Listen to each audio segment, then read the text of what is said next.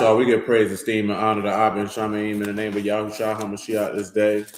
Speak this in John chapter 5, verse 39. Search the scriptures, for in them you may think you have eternal life. And get up, boy. Get up. Get up. Get up. Come on. Come on. Come on. Come on. Come on. All right, so I'm going to pick this up in John chapter 5, verse 39. Search the scriptures, for in them you think you have eternal life, and they are they which testify of me. And you will not come to me that you might have life. I receive not honor from men, but I know you, that you have not the love of Elohim in you. I come by Abba's name, and you receive me not. And if another shall come in his own name, him you will receive. How can you believe which receive honor one from another, and not the honor that comes from Elohim only?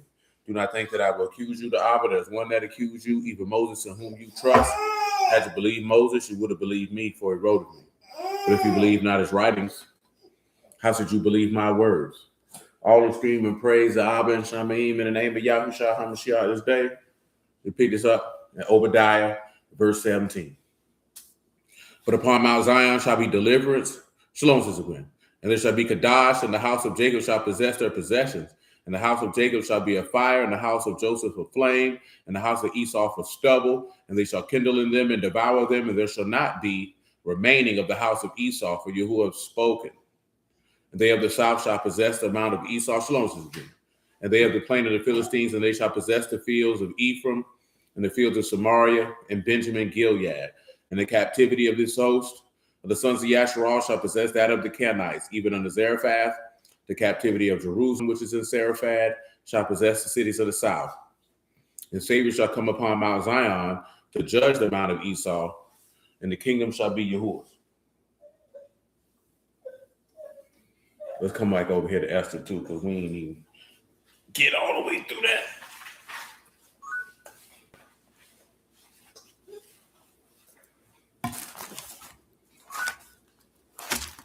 Esther chapter 2, man.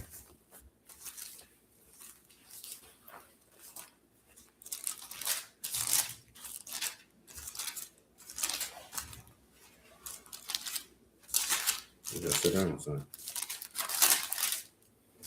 This is Esther 2.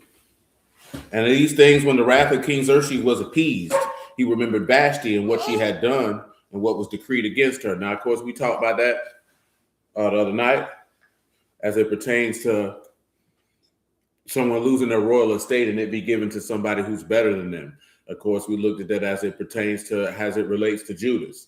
And then, of course, from the people as a whole, that he'd take their spot in the kingdom from them. Let's continue. Verse 2. Then said the king's servants that ministered to him, let there be fair virgins sought for the king. So let's pause. Verse 2. Do anybody have any, Shalom Jay, does anybody have anything that they would put together with verse 2? When it said the king's servants that ministered unto him said, let there be fair young virgins for the king.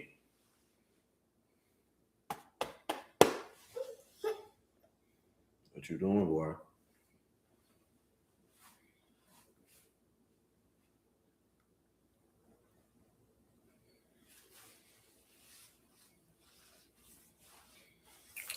Stop before you fall, son. Well, let's take a look at this. 2 Corinthians 11:1. Let's roll to it.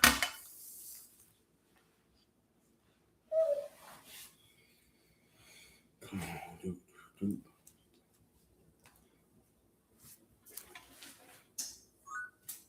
Dwayne Jabal Bonton, what you doing, boy? Boom, put it on your head then. 2 Corinthians 11:1. Would the Elohim you could bear with me a little in my folly? For I'm jealous over you with a godly jealousy. For I've espoused you to one husband, that I may present you as a chaste virgin to Hamashiach. So let's look at this Greek word for virgin, just on general principle. Hey, leave your mama stuff alone, son. Get from over there. So when we have virgin here, we have parthenios, a virgin, a marriageable maiden, a woman who has never had sexual intercourse with a man, one's marriageable daughter, one who is abstained from all uncleanliness and whoredom, attended on idolatry, and as so has kept his chastity, one who has never had intercourse with a woman. So, in this instance, in this context, of course, it's going to be one who is not bowed down to idolatry.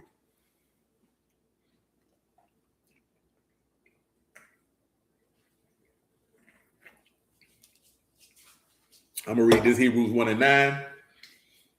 I'm going to read something in Romans 11. I'm going to read something in 1 John 5. We'll come over here to Hebrews 1 and 9. Dwayne Jamal. What did I just say? No. You can't just do what you want to do, boy. No. And you don't get deprived because you can't do what you want to do. And somebody say something to you. No.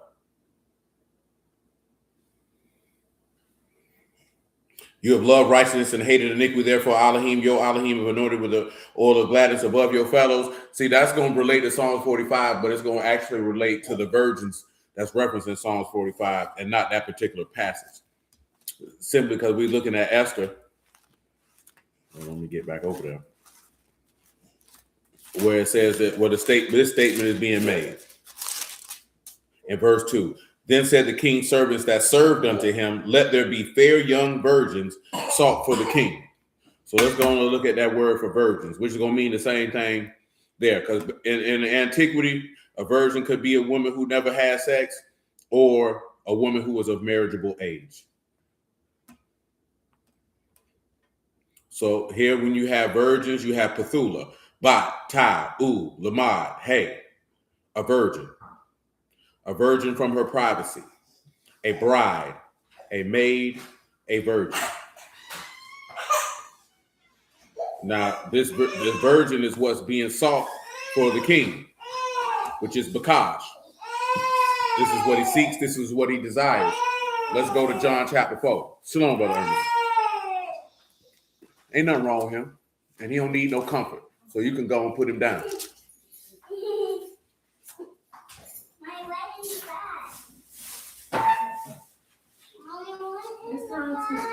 John 4 and 20.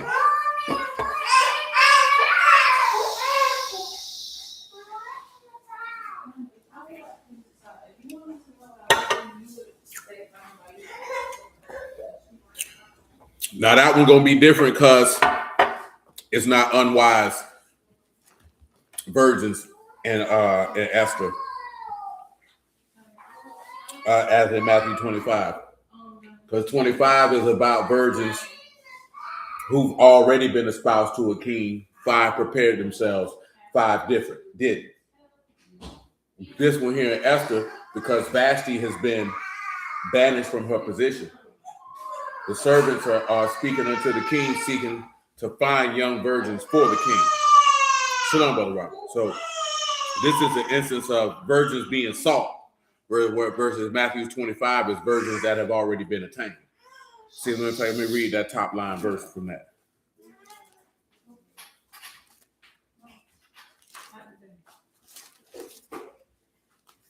This is 25 and 1.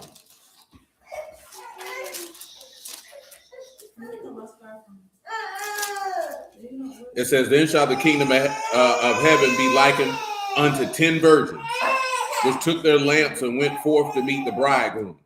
So these are going forth to meet the bridegroom. Before I read, I can't even remember what I was going to grab after Hebrews 1 and 9. Calm down.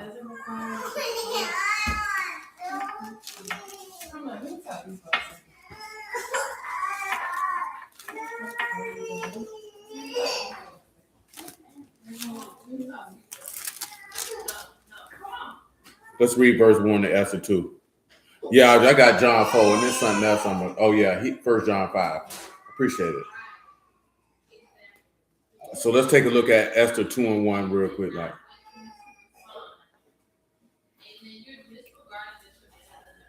After these things, when the wrath of King Xerxes was appeased, he remembered Vashti and what she had done and what was decreed against her. Then said the king's servants that served unto him, Let there be fair young virgins sought for the king.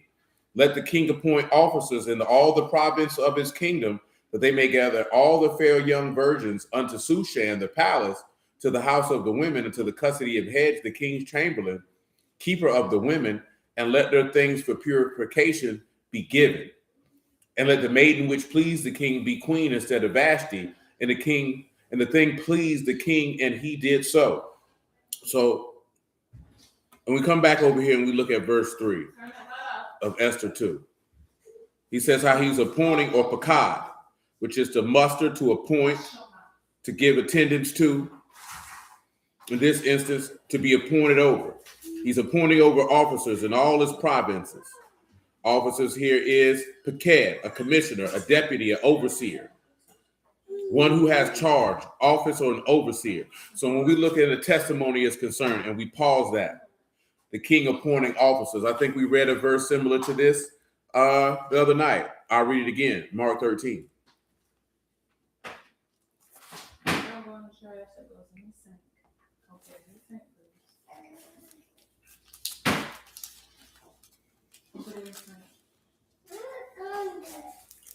Mark 13. Verse 34 or 33. Take you heed and watch and pray, for you know not what the time is. For the son of Adam is as a man taking a far journey, who left his house and gave authority to his servants, to every man his work, and commanded the porter to watch. So I'm reading this here just for the aspect of what we talked about the other day. Okay, he's appointed servants. You read here, the king has appointed officers to gather together all the fair young virgins. We read 2 Corinthians 11 that I have espoused you as a chaste virgin to Hamashiach. So of course you know what's in Ephesians. He's made some apostles, some evangelists, some pastors, some teachers, some prophets for the ministry of the body. So this is the appointing of the officers to gather together virgins. Now, when we come back to John 4 and 20, this is the aspect of being born again. I mentioned Romans 11 also. And I'll read that definition for virgins again in 2 Corinthians 11 for the aspect of what we're referring to. Because we know, obviously, most people who come into this word are not virgins. It's for sex is concerned. But it's the simple fact of a man who has abstained himself from all uncleanness and whoredom attendant on idolatry, so has kept his chastity. So what we're looking at is once a man has been born again of the word, you keep yourself from idolatry. Now, of course, there's a multitude of individuals who don't believe that Yahushua is the anointed of Elohim. That's fine. You know what I'm saying? We're not here to go back and forth with them about that. If you don't believe that he's the one that they bear witness to, that's your business. Where individuals get stuck on is they want to scream that it is idolatry. Now, some people believe that he has been made out of false god. I can see why they would think that, based off on how modern Christianity communicates things. When you take into account what your law say, which is something that we've discussed on numerous occasions, it says, revile not the gods of your people. So when you look at what Elohim means by definition, then yeah, he is your Elohim. And that's not even nothing to dispute, argue, or fuss about. I think most people understand and know that. They just choose to ignore that. Because if you sit back and look at, is he a ruler? Is he a leader? Is he these things that are also pertaining to that? Yes, he is. Now, if we want to have the discussion that he's Yahuah, that's a whole nother conversation. You know what I'm saying? But when individuals hear that, they think you're saying he's the father. And, you know, we don't believe that you've interacted with this man's father at all. But that's another conversation also. You know what I'm saying? Because I don't think the average person understands how set apart the father is and that he can't come in contact with what we got going on because everybody be consumed. I don't think even individuals realize that's just a manifestation of his mercy. Because this man's eyes is too pure to look upon evil, and it's all manner of evil running through here. You know what I'm talking about? Like, man, people doing all type of foul stuff. You dig? I don't think people realize that. But John 4 and 20, man. Our fathers worship in this mountain. You say that in Jerusalem is the place where men ought to worship. Yahushua say to her, Woman, believe me that the hour come when you shall neither in this mountain nor at Jerusalem worship the Abba. You worship, you know not what, for we know what we worship, for salvation is of the Yahudim. But the hour coming now is when the true worshipers shall worship Abba in Ruach and in truth, for the Abba seeketh such to worship him. Elohim is a Ruach, and they that worship him must worship him in Ruach and in truth. So when we look at worshiping him in Ruach and in truth, what does that look like? What does that mean?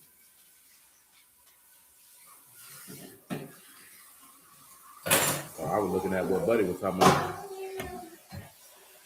I don't know what Buddy was talking about.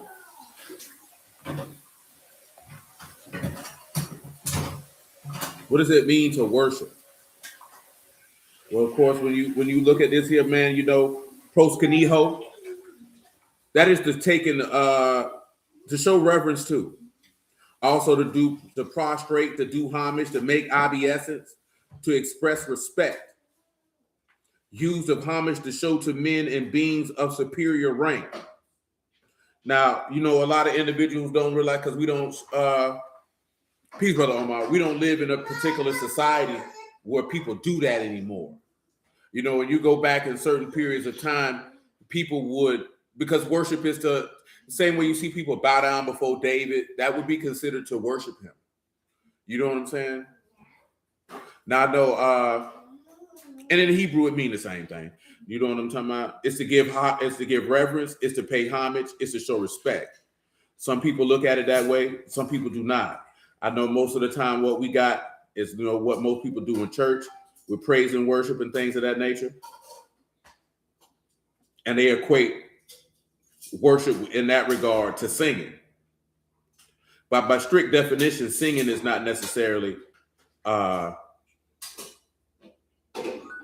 it's not necessarily worship in its strictest form, at least by definition of the word.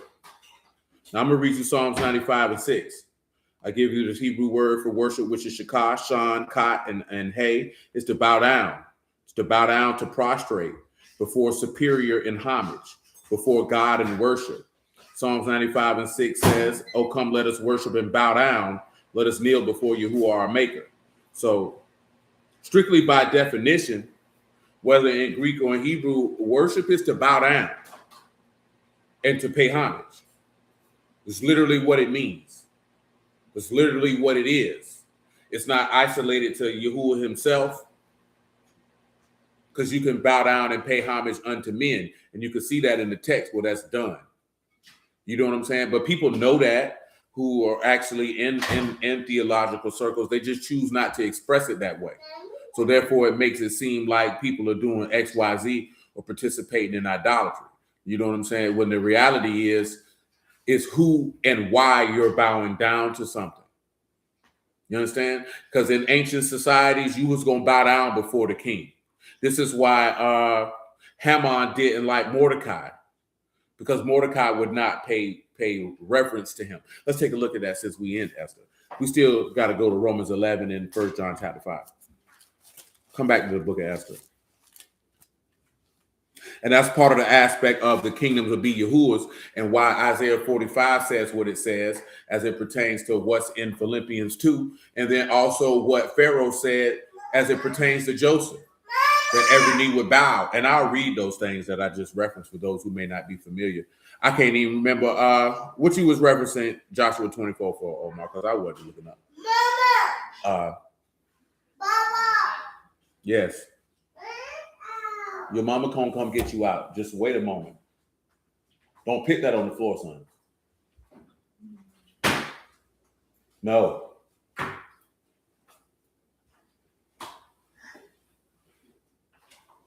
You indignant, boy. Yeah, you is.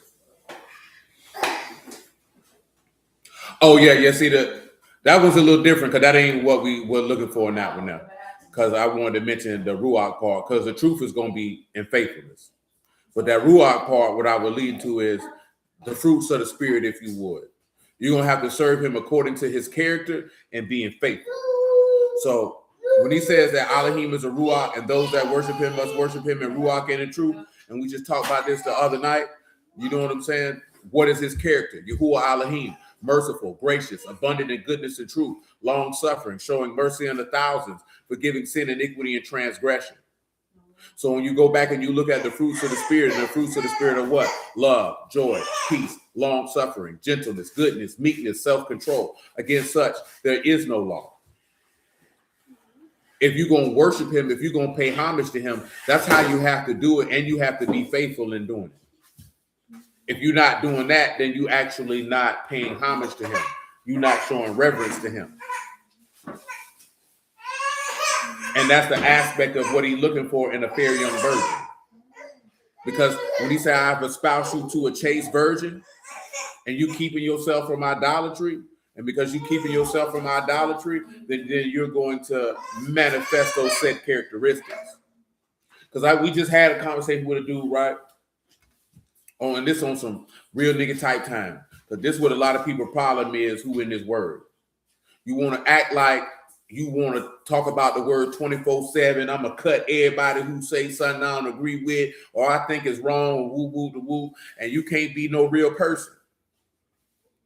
So at this particular junction, people talk about going to cigar lounges because there's a brother who's in the word. That's something that he frequents. That's something he enjoys. There were other people who was discussing it. Me, myself, I'm not going to a cigar lounge because I don't want to smoke a cigar. I don't want to be where cigars are smoked. I don't want to smell like smoke. You know what I'm saying? That's just me. If any of you gentlemen say, hey, I want to go to a cigar lounge, that's your business. Me, myself, I ain't going to be in there. And the secondary reason why I'm not going to be in there, which is really the primary reason why I ain't going to be in there, when people know what type of time you on, and then they see you in that type of environment, it could, you know what I'm saying? You could overthrow the faith for the weak. So just like how Paul says, so I'm judged by another man's conscience, but I wouldn't want my brother to offend because he see me this in an environment, because that's all it takes for some people, man. Some people ain't that strong.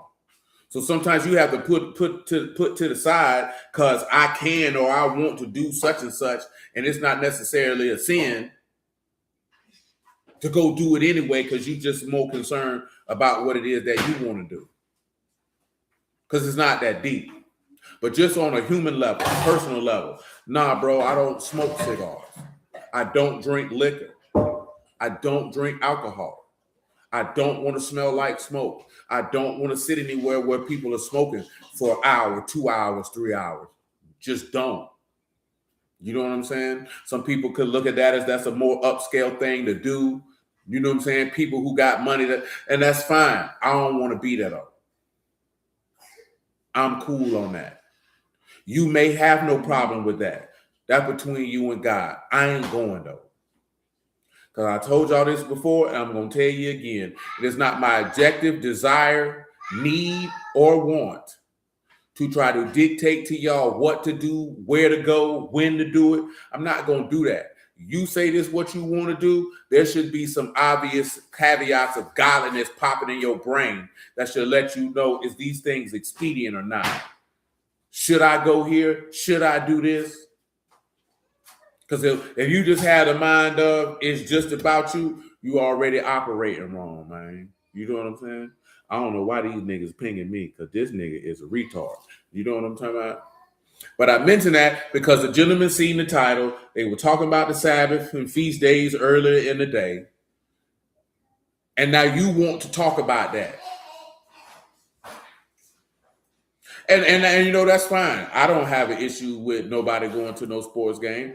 You know what I'm saying? I don't have an issue going to them either. The main reason why I don't like going to the sports game, because I don't like being around all them people. And I don't like the traffic. You know what I'm saying? I would rather watch the game at home. It's a more pleasurable experience for me. You know what I'm saying? But I'm not against going. That's just but I was like that before the word, though. You know what I'm saying? Because I hate traffic, bro. You know what I'm saying? I absolutely despise it. You know what I'm saying? I don't think I would have a hard time getting back to the house based on the side of town that we live on. You know what I'm saying? But I just don't enjoy it. And I don't like being around all them people like that. Son, what you got them for? Now, if it's a concert, I never had a desire to want to pay to see somebody perform. You know what I'm saying? I remember I knew I wasn't never gonna go to concerts like that because back in '99, nigga listened to Volume 2, Peace Dre, man. Volume 2 in my lifetime, real heavy. And when that Hard Knock Life tour came through here, and I was like, damn, Meth gonna be there, Redman gonna be there, X gonna be there. You know what I'm saying? Jay gonna be there. This might be a hell of a show. And I ain't want to go. And I had the bread. I was like, nah, I'm cool. I don't want to see this nigga. You know what I'm saying? Like, I can listen to this nigga rap this song in my CD player. I don't actually want to see this nigga. And that's when I knew I ain't want to go to no concerts, man. You know what I'm saying? Everybody knows who I'm about to say. I would only pay to see Anita Baker perform live, man. That's about it. You know what I'm saying? Now, I came close to going one, man. We were going to go see Wu-Tang, man, when I was about 16, 17. But I had pissed my mama off, and she said I couldn't go. And I was glad that I did piss off, because Wu-Tang ended up swinging on Bigger Rangers, man. They ain't even had a show.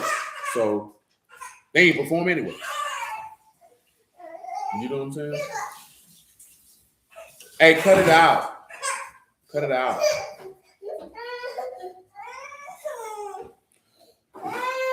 Whoa. Dang, I forgot what I was doing. Well, I can't remember where I was going at. Come over here to Isaiah 45, though. And after that, Genesis 40.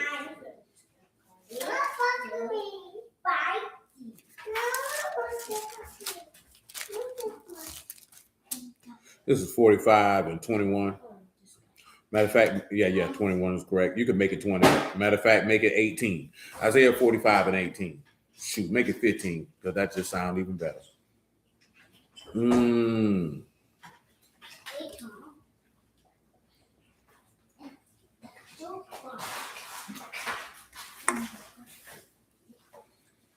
It's Isaiah 45 and 15. Truly you are Elohim to hide yourself, or Elohim of Yasharal, the Savior. They shall be ashamed also and confounded. All of them, they shall go to confusion together, that maker of idols. Now, I mentioned that, right? Hold on. So Cuz tries to force the conversation to be about that. And what I told him is like, what's wrong with you, bro? You're an old man. And you don't even have the self-control to say like, hey, I want to talk about this, but I can clearly see these people aren't talking about that. So I'm just going to keep it pushing. You got individuals, man, they want to front like, well, you not like that, bro. You know what I'm saying? Nigga think because you post this, that, there, and the third, but you're rude, you're disrespectful, you're indignant.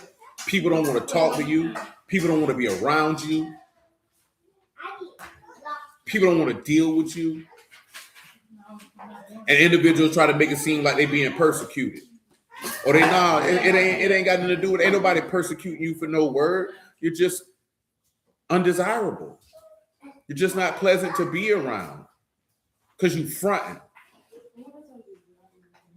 There's too many people but you could be in the word and still be a real person, man. A regular person that has regular hobbies and regular tastes. You just don't participate in things that are contrary to godliness and Kadash or holiness. That's it. It's really that simple. Verse 16, Isaiah 45. They shall be ashamed and also confounded, all of them. They shall go to confusion together that are makers of idols. Yasharal shall be saved in Yahuah with an everlasting salvation. You shall not be ashamed or confounded, world without end. But thus saith Yahuah that created Shamahim, Elohim himself that formed the Arats and made it, he have established it. He created it not in vain. He formed it to be inhabited. I am Yahuah and none else. I have not spoken in secret in a dark place of the Arats. I said not unto the seed of Jacob, seek you me in vain. I, Yahuah, speak righteousness. I declare things that are right. Assemble yourselves and come and draw near, you that are escaped of the nations. They have no knowledge that set up the wood of their graven image. And pray unto a God that cannot save. Tell you and bring them near. Yea, let them take counsel together. Who have declared this from the ancient time? Who have told it from that time? Have not I Yahuah? There is no Elohim but else beside me, a just Elohim, a Savior. There is none beside me. Look unto me and be you saved, all the ends of the earth, for I am Elohim and there is none else. And I've sworn by myself, the word is gone out of my mouth in righteousness, and shall not return, that unto me every knee shall bow and every tongue shall swear. So the aspect of every tongue knee bowing is for worship or homage. Let's come to Genesis 40. No, put it in your phone. I didn't ask you that. Now, no. Genesis 41, actually. Genesis 41 and 41. So where are they 41 and 40? Genesis 41 and 40. You shall be over my house, and according unto your word shall all my people be ruled. Only in throne will I be greater than you.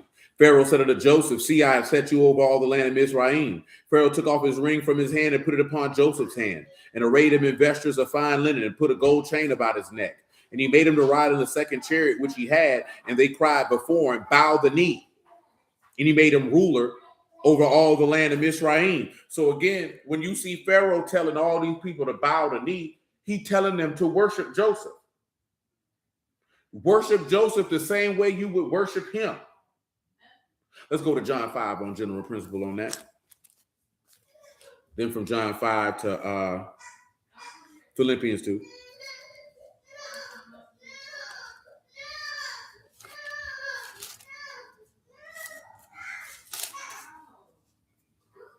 John chapter 5, verse 23. I make it 19 on the house. Then answered Yahushua and said unto them, truly, truly, I say unto you, the Son can do nothing of himself, but when he see the Abba do. For what things soever he do, these also do the Son likewise. For the Father loved the Son and show him all things that he himself do, and he will show him greater works than these, that you may marvel. For as the Father raised up the dead and quickened, even so the Son quicken whom he will. For the Father hath judged no man, but he hath committed all judgment unto the Son, that all men should honor the Son, even as they honor the Father.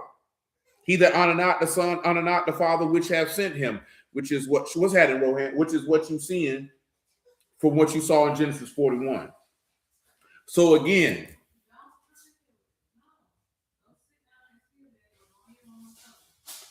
by definition, worship is to bow down or to pay homage to one who is superior. It's simply what it is. It ain't no more to it than that. And worship is not mutually exclusive to the Almighty himself, because we can read, and we might as well just go ahead and grab one, where these people bow down to the king, and bow down to David, bow down to several kings. It's not abnormal. This is part of the reason why the angel rebuked John for doing it.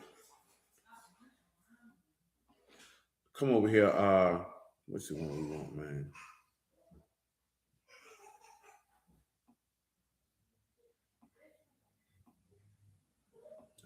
Where's that?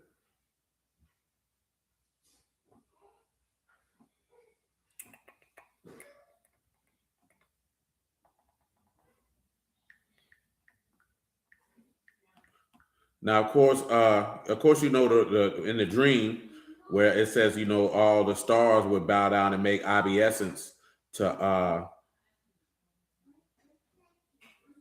Joseph, which of course his brothers ended up doing exactly that.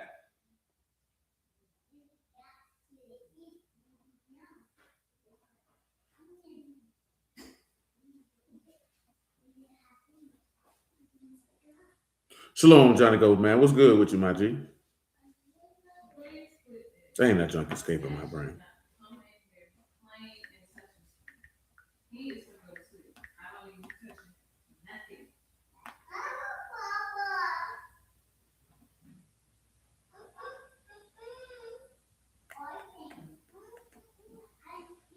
Here we go. 2 Samuel 18.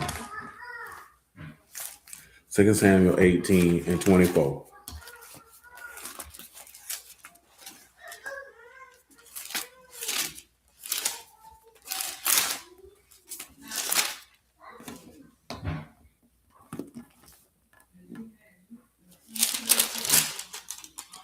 And David sat between the two gates, and the watchman went up to the roof over the gate unto the wall, and lifted up his eyes and looked down, and behold, a man running along.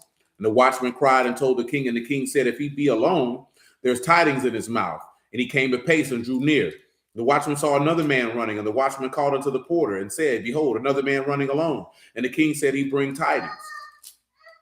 The watchman said, methinks the running of the foremost is like the running of Ahimaaz, the son of Zadok. And the king said, he is a good man, and he come with good tidings. And Ahimaaz called and said unto the king, all is well. And he fell down to the earth upon his face before the king, and said, Baruch be Yahuah your Elohim, which have delivered up the men that lifted up their hand against my lord the king. Now, I'll get you the definition of bow down, because him bowing down or bowing or making prostrate is a literal definition of worship. Because that's what you would do to a king. So when people be screaming, oh, Yahushua, Jesus never told nobody to worship him, then people would have known to do that, which is why when we're reading in Matthew, when he said all hail as a fulfilling of the testimony in Genesis 37 with the 11 stars and Joseph, that's why they bow down, because you're going to bow down before the king. That's common sense. Oh, that's what I was going to grab, was Haman not bowing down. Mordecai not bowing down, which was Haman having an issue with that because he wouldn't bow down to the king. He wouldn't pay obeisances. So you look at fall down, it's the same word, shakah, same word for worship, to bow down, to prostrate before superior in homage, before God in worship. Same word. Same word, same thing. You know what I'm talking about? That's just a part of it. Let me grab the Philippians 2. Then from Philippians 2, we'll go to Esther, where Mordecai did not do that. Then we'll get Romans 11. Now, we're dealing with this as an aspect because to build up to Romans 11 from reference, 2 Corinthians 11, when he said, I've espoused you as a chaste virgin, one who has not attended and kept himself pure from idolatry. So, of course, when you worship Elohim and Ruach and in truth, and we still got to go to 1 John 5 also, and you've been born of the word, you don't participate in idolatry. Therefore, you are now a chaste virgin in this aspect. And he is seeking fair young virgins for the king. What we're looking at testimony-wise from Esther chapter 2. This is what he's looking for. Now, we've discussed idolatry before. You have 3 forms of idolatry, maybe even 4. One is the literal worship of an idol god. The second is the worship of the idols that you have made in your own heart. The third is covetousness. So when you have a covetous heart, the book says that makes you an idolater, because that becomes your God, because now your desires become your God, and your God is your belly, and you are equal to the serpent who was cursed to go upon his belly. You mind earthly things. Therefore, that's your God who you worship, and not the God in heaven. See, individuals don't like to make that plain like that. This is why he told you, enter in at the straight gate. The way is narrow, and there be few that find it, because it's that tight. It's that tight. There ain't no, oh, you could be like, no. That man say, take heed and beware of covetousness. You think he giving you a warning about being covetous if it's something that ain't that big of a deal? And again, that covetous or that desire for certain things is that lust is created in the society that we live in. I can't speak for the rest of the world because we don't live in the rest of the world.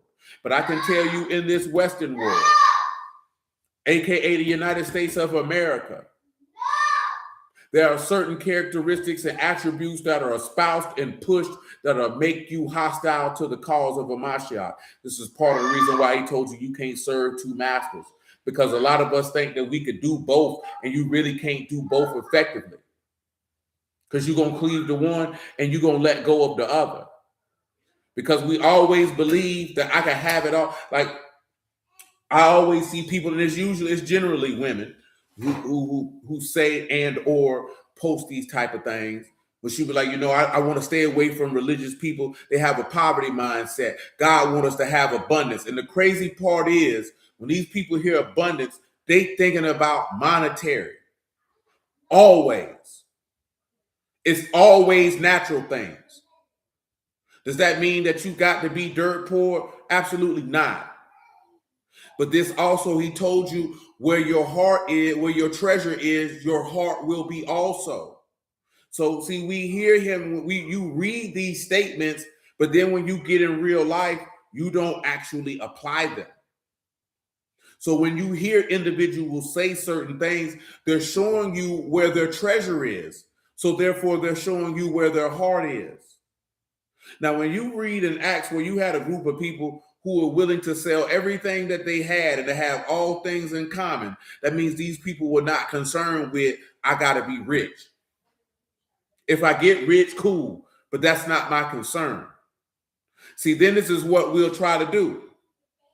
We'll try to flip it and say, well, if I get rich, I can help people, this, that, there, and the third. See, you're going to end up being like what they said about Judas. He didn't say these things because he cared about the poor, it's because he was a thief.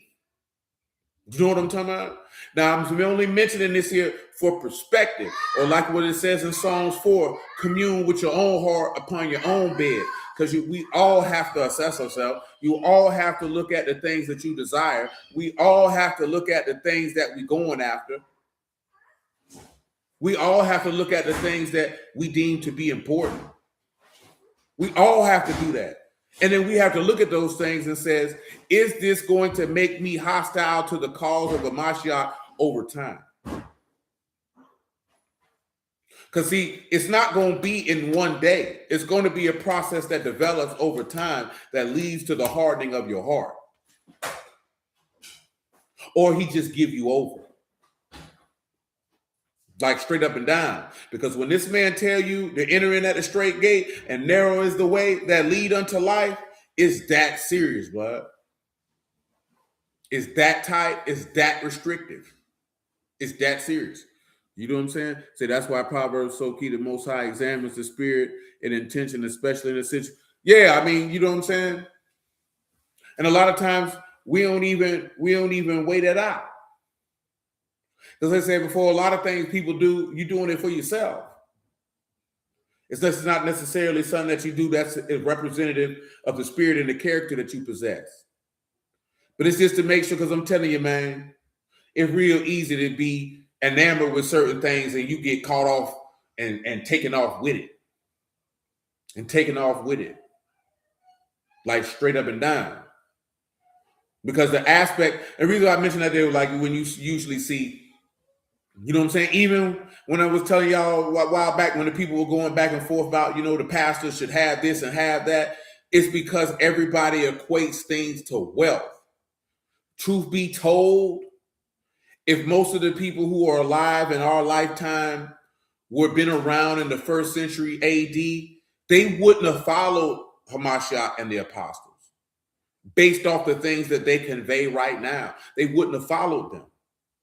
Like when I told that lady, like this man say he ain't had nowhere to lay his head at, this, that, then the third, she said, I would have listened to him preach, but I wouldn't have gave him any money. This is what they think. The Lord wouldn't have asked you for no money, ho. This is what they think, that's what these people were doing in the 1st century, is begging for tithes like these men begging now. Those men wasn't asking these people for no money like that. They wasn't doing that at all. Now you might have had other men who were not of the Lord, who were false apostles and false ministers and false pastors, as Paul said, ravening wolves seeking to scatter the flock. They were doing it. This was part of the reason why he said you can't be greedy for filthy lucre. You think the men walk around asking people for money? You think every time they went and preach somewhere, they telling somebody, oh, we're going to pass around the plate. This is what people really think. So this means that tells you that these people not reading the text. They don't even understand the cultural context of how these people were living. They don't understand the structure of the system of the group of people that they reading about. Now, I know most of our people think that way because they don't even associate themselves with an Israelite. And because most churches keep people away from the Old Testament. They don't understand the structure and working of that particular society and how they operated. Yeah, the culture does matter. It absolutely does matter, because the biggest issue, and Rohan, y'all know, you already know this, the biggest issue that people have in the 21st century is that you think that how we live is how people lived in the first century. And they didn't. Their society and their culture was not, no, that's not what they did. It's not what they did in general, because there were people who did it. But in general, that's not the case. You didn't have synagogues on every corner with men preaching, talking about tithe, prosperity, prosperity, prosperity, gimme, gimme, gimme. That's not what they did. Truth be told, most of them ain't even had to ask for no money, because the people would already come bring it anyway, just on general principle. But as it pertains to tithes, that's something that would have went straight to the temple. That's not even something you bring to a synagogue. That's not something you bring and give to no pastor. You don't give that to him. That's not what they did then. That's going to the temple, man. That's got to go to the Levites, man. That's how that went back then. Average person don't know that. Let me tell you something, man, because I tell you, my people say this all the time. And I get it, why they have consternation and frustration with this. When you sit around and you talking with people who do know the word, when you hear people who don't know the word, you be flabbergasted at the fact of these people really don't know what they're talking about. You know what I'm saying? And not in a disrespectful or rude way, at least not for me. Some people it might be, at least not for me. But the average person, they don't really know.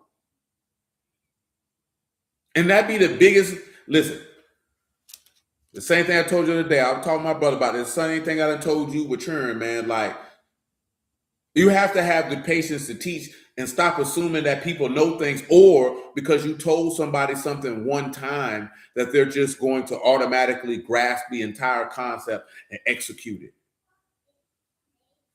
You know what I'm saying? Facts, they really don't, and it's okay. People get frustrated because people don't know things.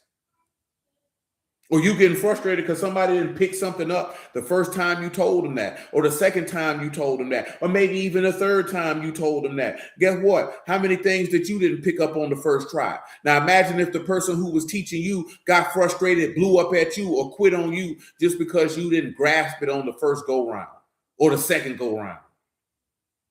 They ain't do that to you. And that be the issue, that because at the end of the day, man, we sit back and say that, man, but there's no excuse for not having any patience when you want people to have patience with you.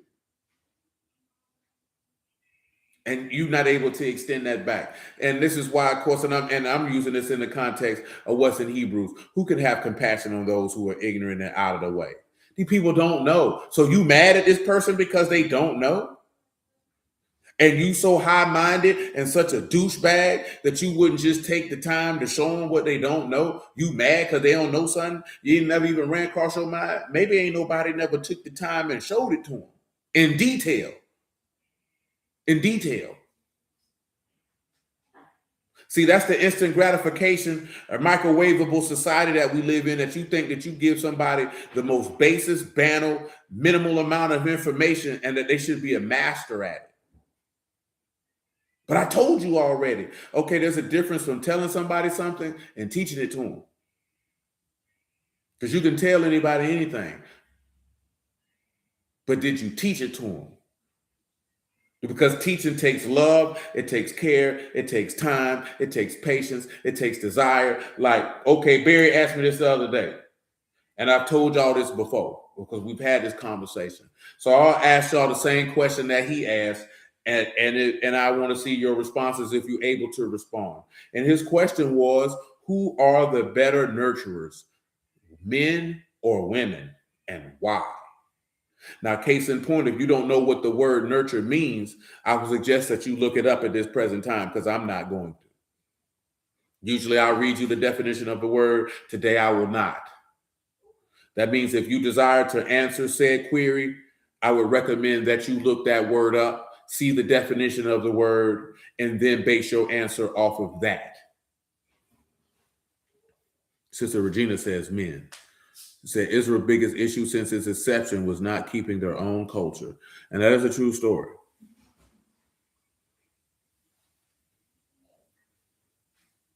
That is a true story. Yasharal definitely had a desire to want to be like the people around them. Now, of course, y'all should remember from Ephesians, it says, that a man should nurture his wife. In fact, I'm already around there. That he says, for man ever yet hated, but should nourish and cherish his wife. Monte say men.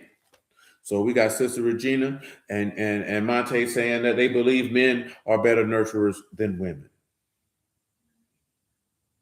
Now, of course, in general, you would say men because of the misconception that women love harder than men because of Jeremiah 6. And see how you mentioned love, but nurturing, love ain't the definition of it. That's not the foundation of what it is to nurture.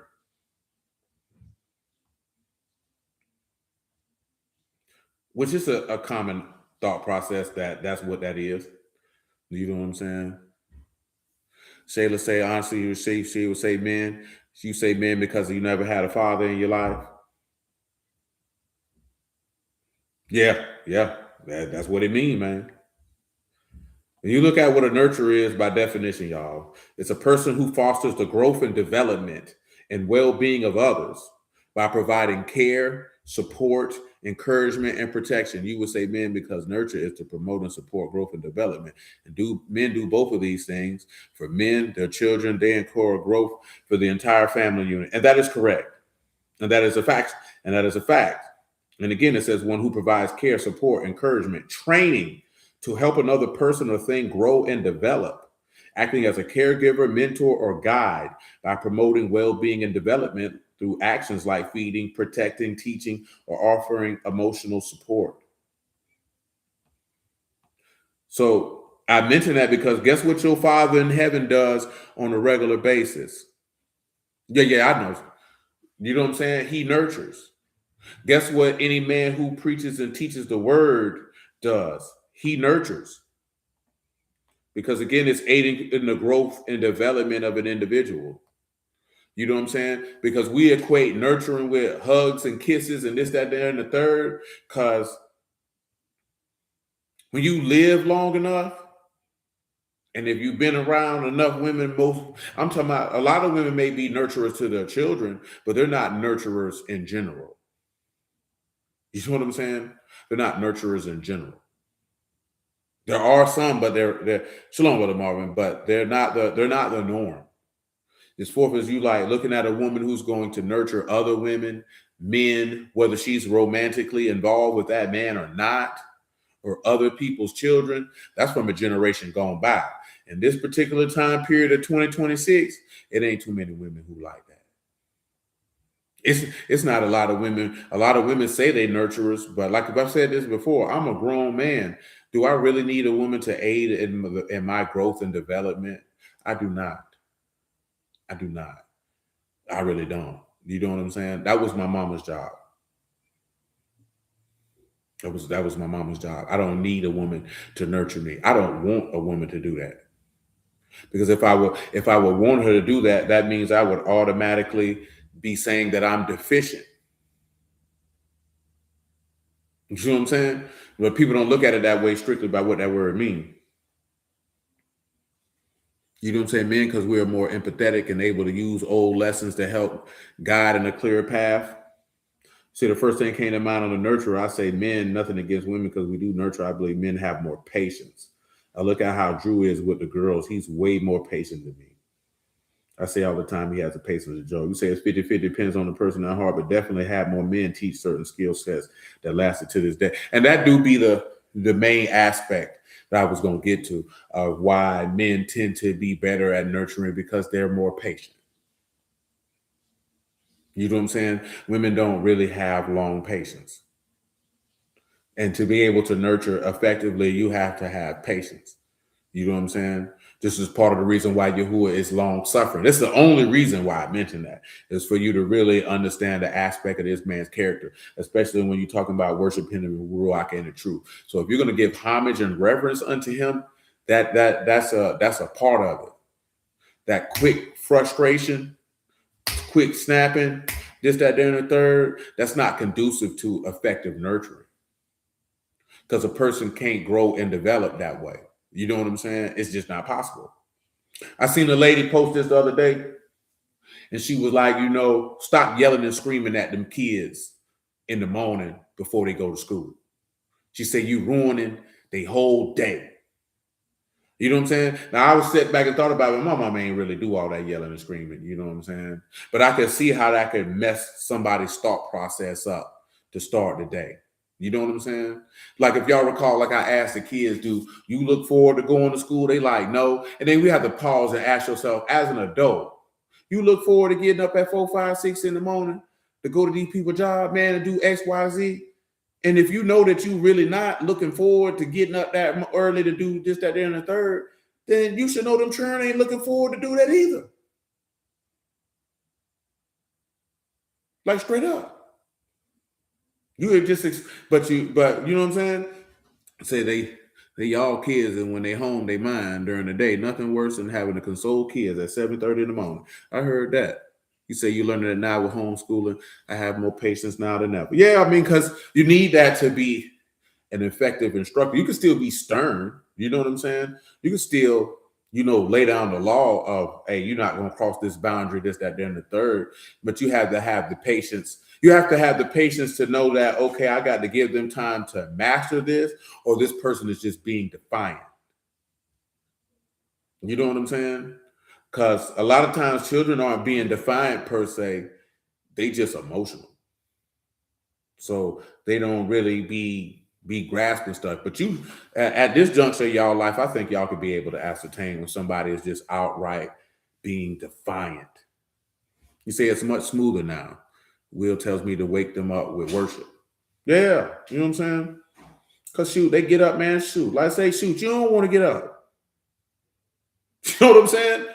It's like sometimes you got to take, let's sit back, shoot, I don't want to get up either. Even if you ain't have to get them up. So yeah, they ain't looking forward to, because why would they be looking forward to going to school? Why are they looking forward to that? Like you really got to ask yourself that question. Peace, Brother Joseph. Why would they look forward to that? What is there for them to look forward to?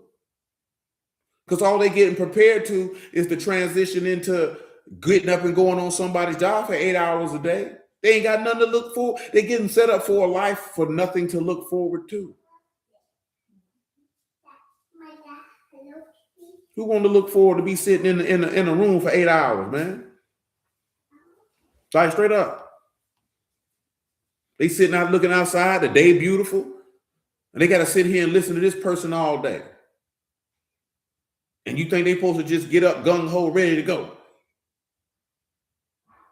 And then we make it worse. You yelling at them, agitated and aggravated, and you really only agitated and aggravated because you don't want to get up. And you taking that out on them.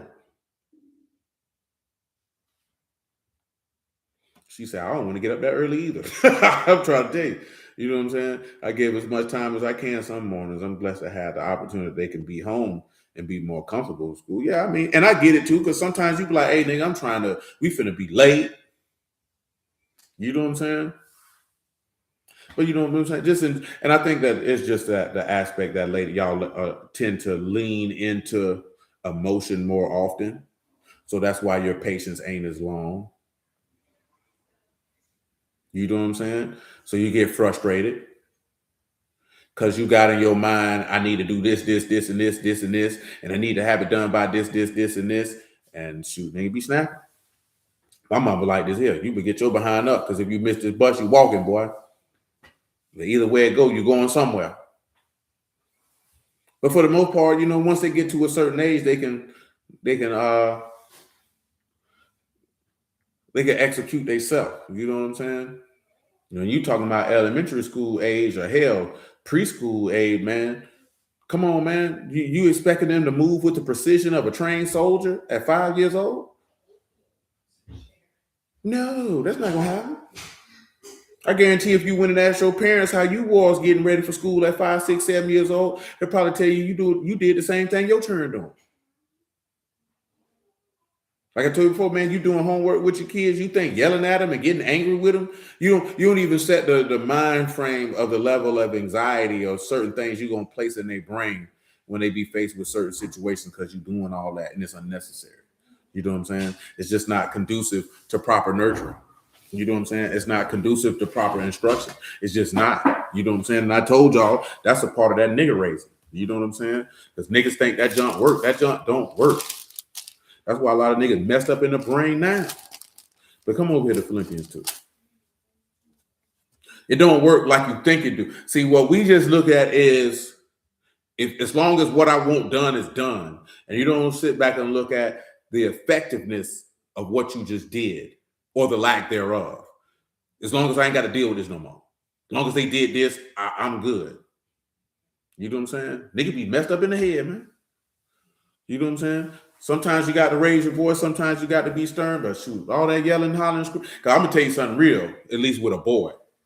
With boys, hey, boy, that junk get old quick. And them niggas going to start tuning you out. You know what I'm saying? Little girls, I can't speak from a little girl's perspective, obviously, because I wasn't a little girl. But I can tell you from a young man, little boy, grown man aspect, all that yelling and hollering, all that there, man, nigga tuning you out, bro. Nigga ain't listening to you, man. She ain't talking about nothing. I don't care nothing about all that. And it's gonna make it harder for you to be able to impart instruction to him. You know what I'm saying? Because nigga gonna tune you out. And they're not gonna wait till they become teenagers to start tuning you out. They're gonna start tuning you out about 7, 8 years old. They're gonna start tuning you out. So that's why many don't look forward to school when it's over. Finally, a break from all that screaming. Yeah. Listen, man, I'm telling you, they're gonna tune you out. Them little boy, they're gonna tune you out. They ain't going to all that. You said you had a parent today tell me I must be more patient with my daughter. It's harder if you have any child with a disability. She was saying you have to navigate through their diagnosis and nurture and tap in what they're interested in. Shoot, she ain't tell you nothing wrong. She ain't tell you nothing wrong. And again, I know that's probably the emotional side of dealing with a child who have a disability, just because of how y'all emotionally made up. That certain stuff trigger y'all faster. I think since men aren't as emotionally driven, things of that nature don't tend to send them over the edge as quickly. You know what I'm saying? Sometimes the lady be like, boy, I ain't with none of this, nigga. You know what I'm talking about? This nigga here screaming and hollering and and I ain't with that John, man. You know what I'm saying? You just get frustrated. But I get it. Like I said, man, when I was young and had to take muffin to school, I had told him beforehand, because, I was hustling then. So I might come in the house, I might have no sleep or a little bit of sleep. Now I told her, I'd be like, hey, if I had to go to doing X, Y, Z, don't pay me no mind. I'm tired. And one day I did it. She said, it's okay. You just tired. And you want to mention those things because, man, I don't be wanting her to think this, that, there, and the third. Because I'm telling you something. I ain't telling you something to be rude or this, that, there, and the third. Because sometimes it be hard, especially with girls. Because girls take things to heart a little differently than little boys do. When you're giving, because usually when men communicate, it's blunt and straightforward. Like when you look at when Yahuah communicate, it's blunt and straightforward, and it can come off as harsh, but it's really not being harsh, and people take it that way. You know what I'm saying? And I think that's because we want people to cater to your feelings. But man, you'll be all right. That's what Chandra, that's what my auntie used to say all the time. You'll get over it. You'll be all right. You know what I'm saying? You can get over your feelings. So you might not be able to get over a bad decision. You know what I'm saying? Because it could drastically alter your life. So I'd rather have your feelings hurt than you make a bad decision than to cater to your feelings and you make a wrong decision. But your feelings intact. You know what I'm saying? Don't really care about that. Philippians 2 and 8 though. And being found fashioned as a man, he humbled himself and became obedient unto death, even the death of the stake. Wherefore Elohim also have highly exalted him and given him a name which is above every name, that in the name of Yahushua every knee should bow, of the things in Shamahim and the things in the Arats and things under the earth, and that every tongue should confess that Yahushua HaMashiach is Lord, to the esteem of Elohim Abba. So again, it's simply to worship, to bow down, to give reverence, or to pay homage. That is literally what it means to worship. You're paying homage. Come over here to Esther 8, and we can see Esther doing it.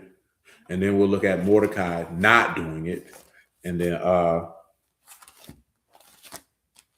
I get Romans 11 and 1 John 5, because I ain't going to hold you too long. And again, that's no disrespect to ladies. I only mentioned that because literally Barry definitely said he was having a conversation about that. And he asked me that question. And then, I sent him the definition of the word and then gave him my rationale. Well, the definition of the word was my rationale. You know what I'm saying? We talked about that before, man.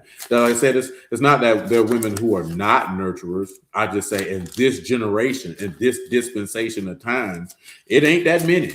Not as many as a lot of ladies would like themselves to believe that they are.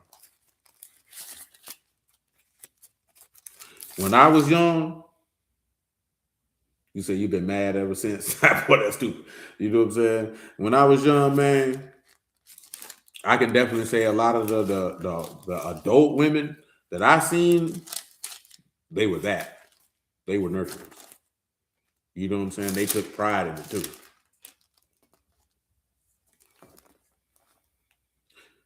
Esther 8:1. So I say, because that means I was born in 80. So that means, you know what I'm saying? Mom Dukes was born in 55. So, you talking about women who were born in the, 50s, 40s, 30s, 20s.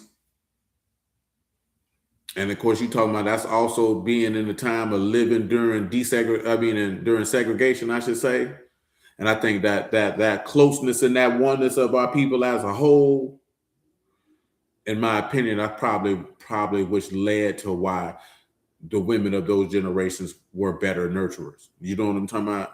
It's just because of the things that we were dealing with as a people as a whole in this particular place, it fed and led into that. You know what I'm saying? That's just my opinion. I have no strong amount of verifiable data to qualify any of those things. All I have is anecdotal experiences. But I can just tell you that, shoot, a lot of the women, you know what I'm saying, that when I was a child, and I ain't talking about just hugging a nigga, man. You know what I'm talking about? Or nothing like that. I'm talking about like teaching the nigga something. You know what I'm saying? Like a lot of them ain't really just come off the top rope. Like, you know what I'm saying? I tell you that all the time, man. When we was out of pocket, boy, our people sat down and taught us. You know what I'm saying? And my mama definitely, well, you know what I'm saying, pull out the strap. You know what I'm talking about? And let it be known and give you the business. But she definitely sit down and teach a nigga too. Like, yeah, that's not what it is, man. Yo, you're not finna do that, and this is why. No, we're not doing that. You know what I'm saying? We're not doing that. No, we're not doing that. You know what I'm saying? That type of stuff is the level of confidence and self-respect and self-love and things and positive self-view that develops over time is way stronger than a nigga who just getting the brakes beat off of them or getting screamed on and yelled at. Because a lot of times they don't even know what they're getting yelled at for. At least some of the niggas I seen growing up, them niggas didn't know what they getting yelled at for. Niggas just yelling. You know what I'm saying? Nevertheless, Esther 8:1. And on that day, King Xerxes give the house of Haman the Yahudine's enemy unto Esther the queen. And Mordecai came before the king, and Esther told he what was unto her. And the king took off his ring, which he had taken from Haman, and gave it unto Mordecai. And Esther set Mordecai over the house of Haman. And Esther spake yet again before the king, and fell down at his feet, and besought him with tears to put away the mischief of Haman the Agagite, and his device that he devised against the Yahudin. And the king, well, we don't need that part. So just again, sitting back, looking at that. Come over here to what was it, Esther 3.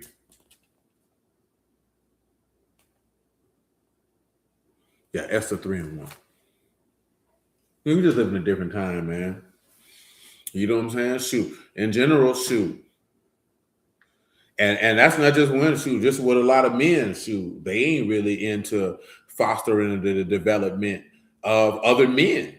You know what I'm saying? Before you talk about a man's old lady in turn, Shoot, a lot of these niggas don't even want to aid in the development of other men. You think they don't want to teach nobody nothing.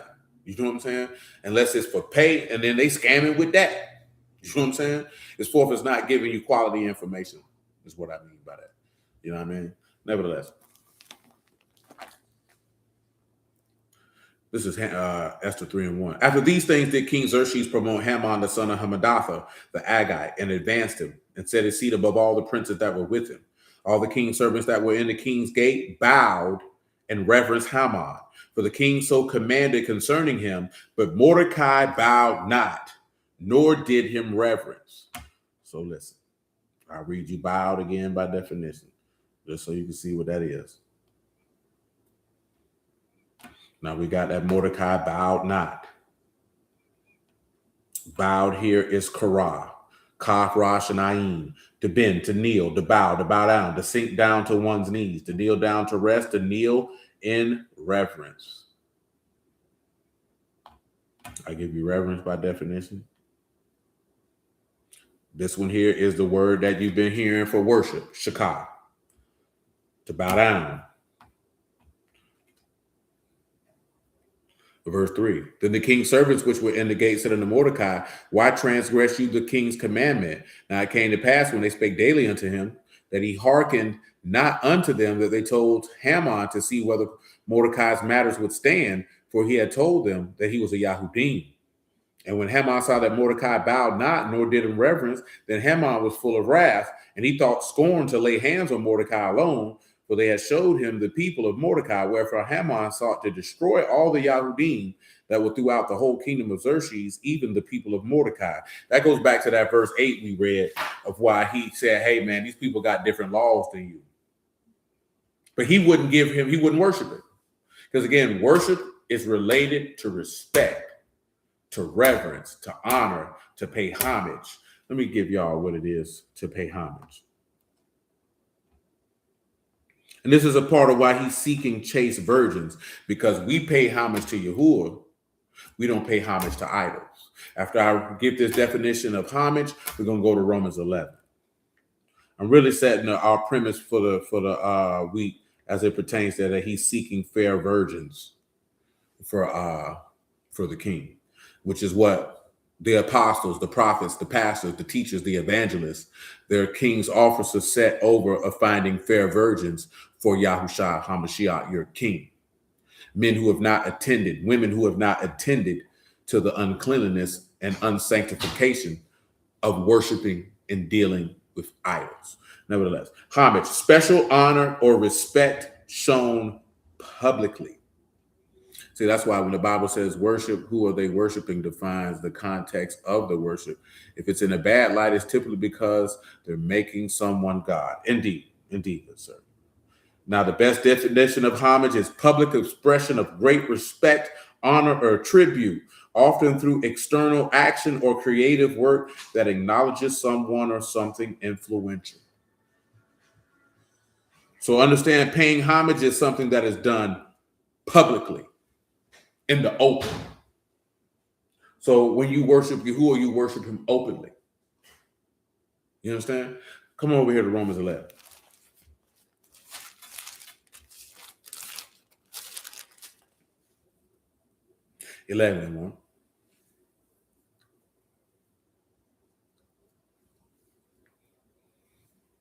I say then, have Elohim cast away his people? Elohim forbid. For I also am an Israelite of the seed of Abraham, of the tribe of Benjamin. Elohim have not cast away his people which he foreknew. Wot you not what the scripture saith of Elijah, how he make intercession to Elohim against Yasharal, saying, Yahuah, they have killed your prophets and dig down your altars, and I am left alone, and they seek my life.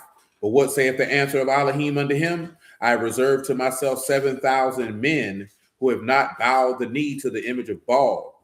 Even so then at this present time also there's a remnant according to the election of grace.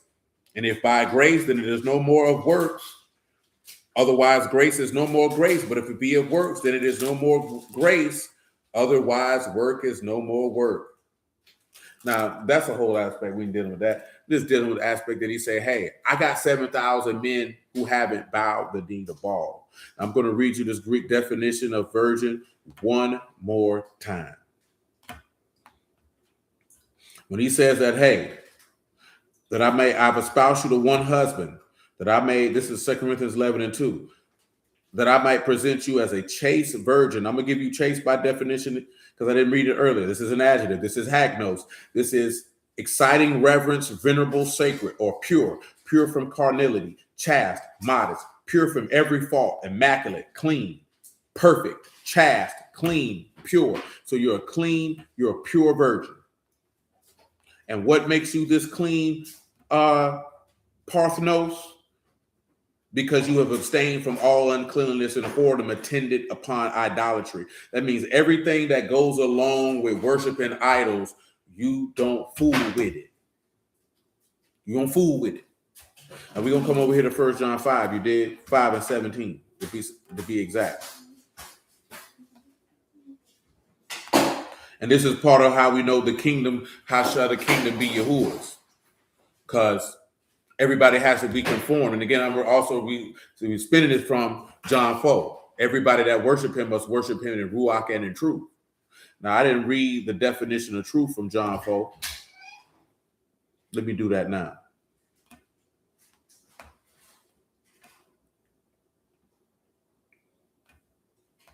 Because he said everyone that worship him must worship him in this capacity. Now, I'm going to give you worship. I think I read it earlier. I did.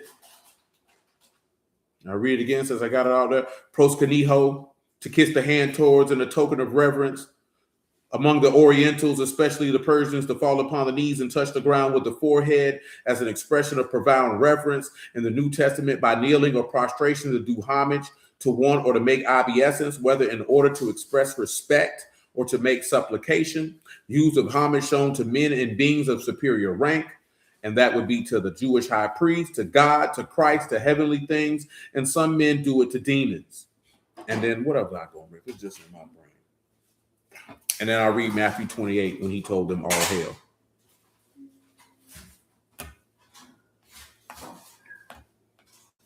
That's why a lot of times when people say, hey, we want to do praise and worship, and we say it simply because that's just how we talk.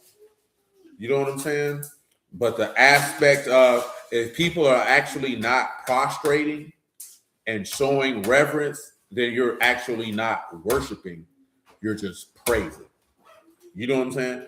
Now, that doesn't mean that. See, I ain't one of them people be like, oh, man, it doesn't mean, you know what I'm saying? Come on, man. That's just being anal. You know what I'm saying?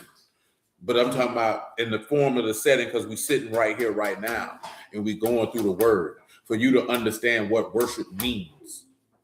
Because in the context of 21st century church, when people say, oh, we want to do praise and worship, you can't praise and worship at the same time. Because you can't sing songs of praise. You can't make a joyful noise. You can't play on the string instrument and bow down and give reverence at the same time. You know what I'm saying? You have to praise and then finish that task and then worship. You know what I'm saying? You know what I'm saying? And worship, your conduct is a part of it, but the actual worship is actual prostration, actually bowing down and showing respect. You know what I'm saying? Our conduct shows for our obedience. You know what I'm talking about? Because see, some people would obey, but they won't bow down. And I get why you say that, because in general, I wouldn't necessarily disagree. But in the complete context, like when we read Isaiah 45, you know what I'm saying? And we read what Pharaoh said about Joseph. And we read, you know what I'm saying? We're going to read that they're like, they have to bow the knee as a sign of respect. As a token of homage publicly that I honor, venerate, and respect this individual, I'm going to bow the knee. Now, Isaiah 45 letting you know whether you obey me or not, y'all all going to bow the knee because everybody going to give me my respect. You know what I'm saying? You eating Frosted Flakes? My God, today. Let me get Matthew 28 now. Then I go to 1 John 5. Now, again, this is not to castigate, ridicule. I just want you to have a complete understanding of what we're talking about. Oh, well, praise you. Mama said she's glad to know this. I never considered about. And it's just simply, because nobody would take the time to explain it. Just like, okay, when you look at praying, you can read in the text, you can pray standing with your hands spread towards heaven. You could pray bowing. You know what I'm saying? Like you could read Nehemiah said all the people bowed down and worship. You know what I'm saying? I just want us to understand, if I know we dealt with it before, it's probably been a long time though, what worship means. You know what I'm saying? And I'm really just dealing with that because we're dealing with the chaste virgin. And when I read a definition, of course, my mind went to what we just read in Romans, which was referencing King about not having 7,000 men who bow the knee to Baal. Because bowing the knee to Baal would be a sign of worshiping Baal. You know what I'm talking about? So I want to run that all the way down so we see what that looks like. You know what I'm talking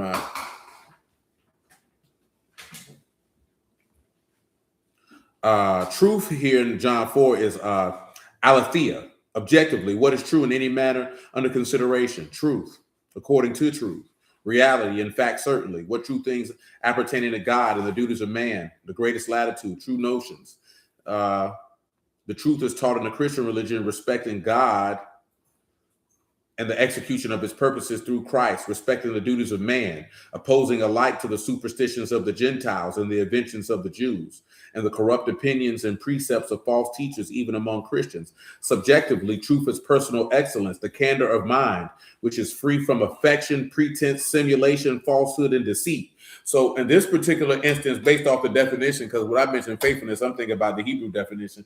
This Greek definition of this word truth in the context of what he's saying, peace, fam, hold it down, my G, is you have a mind that is free from emotion, pretense, simulation, falsehood, and deceit. So let's deal with pretense by definition, and so on and so forth.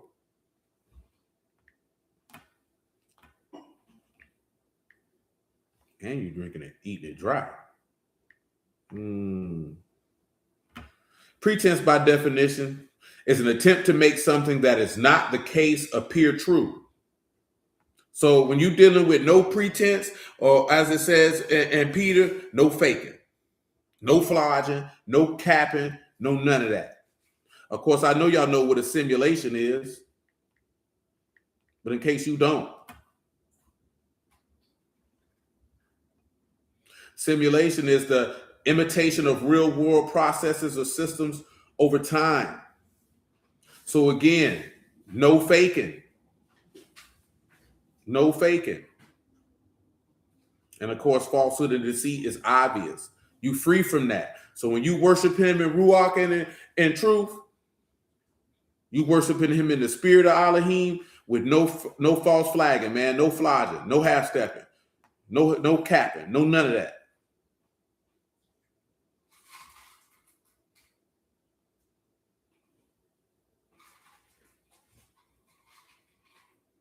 I'm looking at that because that Greek definition of a spirit is different than the Hebrew definition of it. But let's continue. Matthew 28. Verse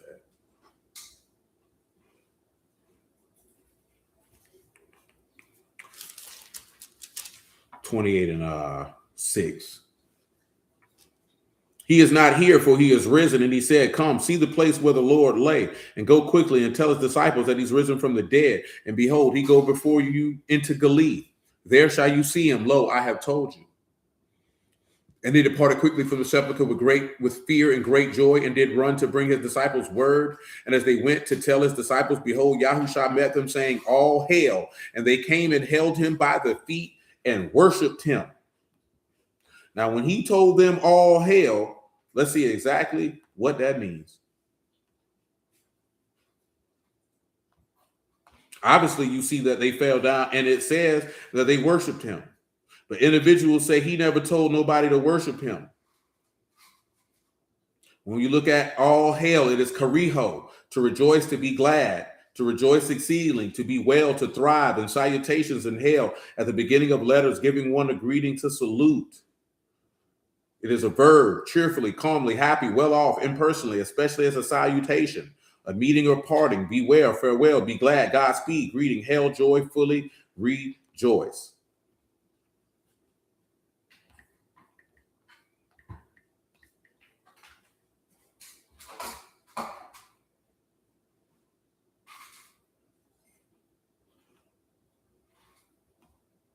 Let's read this definition of worship him.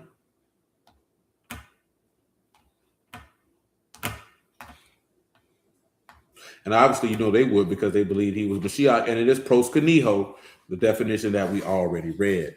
Let me read this here, what brother got on him, man. So, lying face down at length on the ground in submission, supplication, humility, or worship, from the Latin prostos, past participle of prostemere, to show in front, to throw down. Before, prostemere, to spread out, lay down, stretch out. From the naturalized form of pi, root steer, to spread, frequently used in the 1590s general sense of laid out, knocked.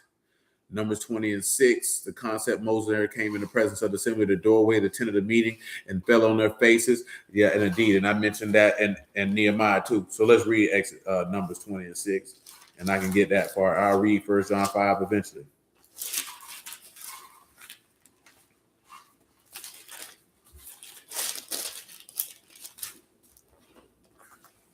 But you got 6. Yep.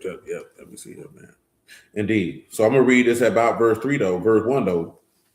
Then, this is Numbers 20 and 1. Then came the sons of Yasharal, the whole congregation, to the desert of Zin in the first month, and the people abode in Kadesh, and Miriam died there and was buried there. There was no water for the congregation, and they gathered themselves together against Moses and against Aaron. The people chose with Moses and spake, saying, would Elohim that we had died when our brethren died before Yahuah. And when they brought you up in the congregation of Yahuah into this wilderness, that we and our cattle should die there. Wherefore have you made us come out of Mizraim to bring us into this evil place? It is no place of seed or of figs or of vines or of pomegranates, neither is there any water to drink. And Moses and Aaron went from the presence of the assembly unto the tabernacle of the congregation, and they fell upon their faces, and the esteem of Yahuah appeared unto them. And then, of course, Yahuah spake unto them. Now, I want you to come over here to the book of Nehemiah. I want to say chapter 8.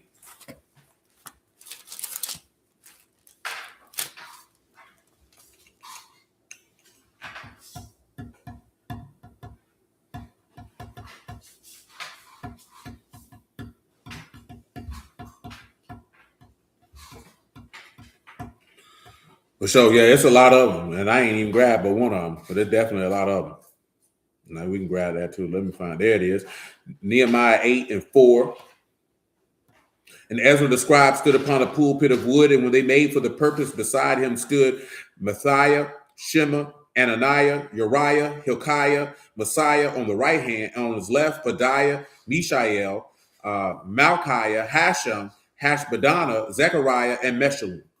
Ezra opened the book in the sight of all the people, for he was above all the people. And when he opened it, all the people stood up. Ezra Baruch Yahuah the great Elohim, and all the people answered, Amen, amen, with lifting up their hands, and they bowed their heads and worshiped Yahuah with their faces to the ground. So see, as a fourth, as you see the praise aspect with the lifting of the hands and saying amen, and then you see the worship aspect where they bowed down their heads. You know what I'm saying? Now, Rohan just put in there one where you do this to Yahuah and the king, which again, this is 1 Chronicles 29 and 20, which will reference why you would do it to Yahushua and why it's not idolatry. But I'm just saying this here for those who don't. Now, my dog said this today. He don't believe in Yahushua. He don't believe he's testified in the Old Testament. And he was going back and forth with another dude who say he Yah only, because the dog say, hey, it's not idolatry if you believe that Yahushua is the Messiah and you're not like a Trinitarian and you saying he the Most High God or he the Father, this, that, there, and the third. Other dude like, no, it's idolatry. We heard a lady say it's idolatry if you say he even historically existed. You know what I'm saying? And they were getting mad at him because he was saying, hey, it's not idolatry, bro. You can't make somebody an idol worshiper because you don't believe that he's the Messiah. Because a lot of these people with their bad reasoning, they don't understand how terrible they make themselves look. Say the cares to make sure to make the divide between who you're worshiping, and it designates how your worship is expressed. True story. This is First Chronicles, 29. I am going to read verse 16. O Yahuah Elohim, all this store that we have prepared to build you in the house for your Kadash name, come of your own hand, and all is your own.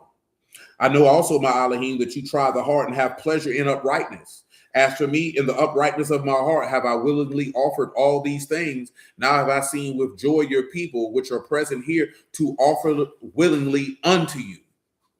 See, that's the other aspect, like I mentioned earlier, when that lady was like, oh, I wouldn't tithe to him. Because I don't think a lot of people realize, there were offerings that these people made willingly, voluntarily of their own. A votive offering. The word is escaping me. I know it ends with a dar, but it's escaping me, so I don't want to say the wrong word. And I don't want to take time to look it up. But my mind ain't going to let me not look it up.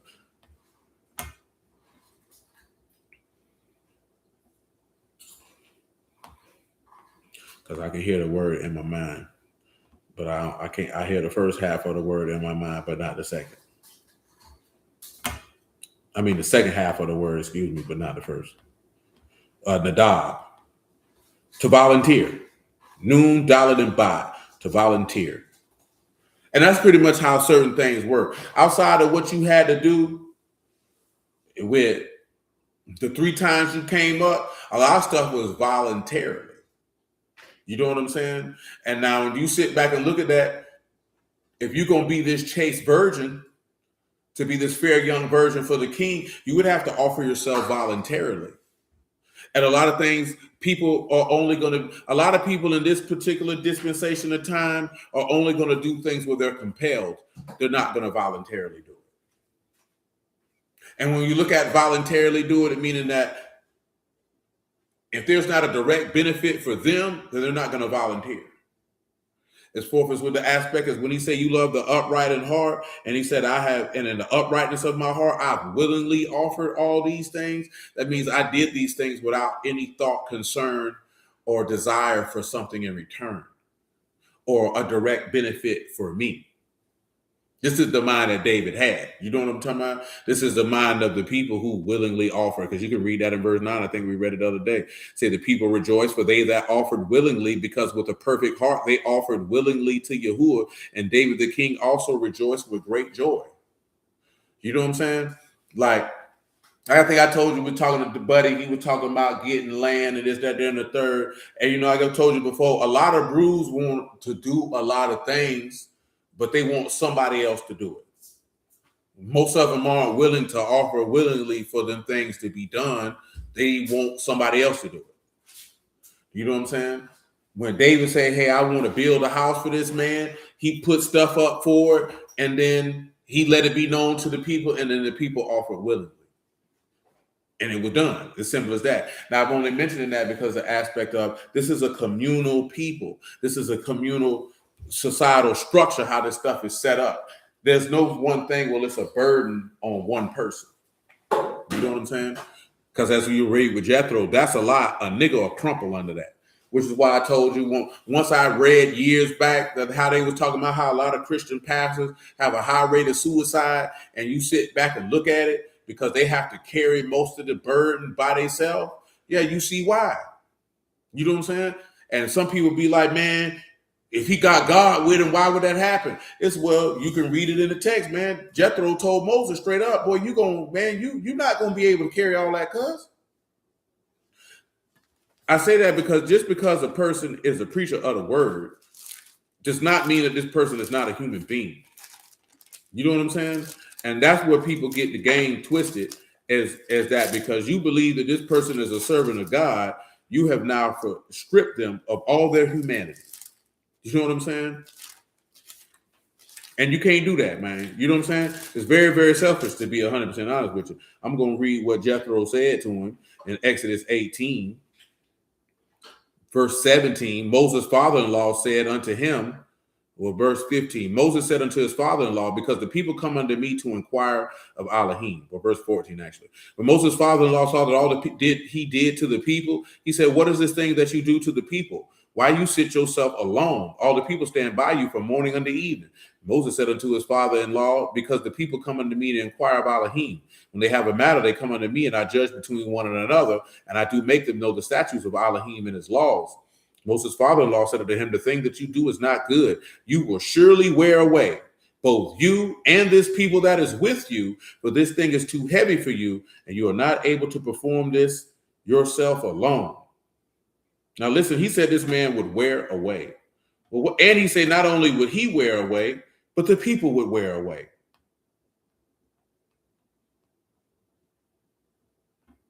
Now, what does it mean to wear away? This is Nabal, Nun, Ba, and Lamad. To be senseless, to be foolish, to regard or treat as foolish, or treat with contempt. So that wouldn't be the definition. It would be the second one. To sink or to drop down, to languish, to wither, to fall, to fade, to droop.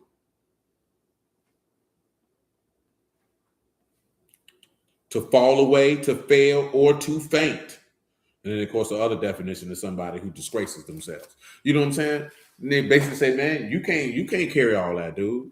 Not all them people, which is why he broke it down. That's why when you sit back, now you have some congregations, man, they may have a lot of people leading them congregations, but you don't have the amount of people worth having all them people up there. You know what I'm saying? So a lot of the stuff is going to be based off how many people that you have in an assembly. Now, Rohan made thing right here. He say, but pastors' issues are they don't trust people with the responsibilities. They don't take the time to train them up, and the doctrines block people out that y'all is working on that could tell their errors. Now, I can't speak to that in most churches with the error part, but I could get the training part. Then you'd have to sit back and look at, why don't you trust these men with responsibilities? You know what I'm saying? So it's either because the men are incompetent, or you worrying about a nigga failing instead of just walking with them till, okay, you can leave them on their own. You know what I'm saying? Me, myself, man, if I believe you can do something, I'm going to let you do it, and I'm going to leave you alone. You know what I'm talking about? Because if I ain't trust you, hey, you can do it, then why would I even have you do it? It just don't make sense to me. You know what I'm saying? I'm not finna micromanage a nigga. But I think a lot of dudes think the people around them are incompetent. Now, whether those people are incompetent or not, I don't know. You know what I'm saying? Because I'm not in those organizations. So it's not my place to speak on it.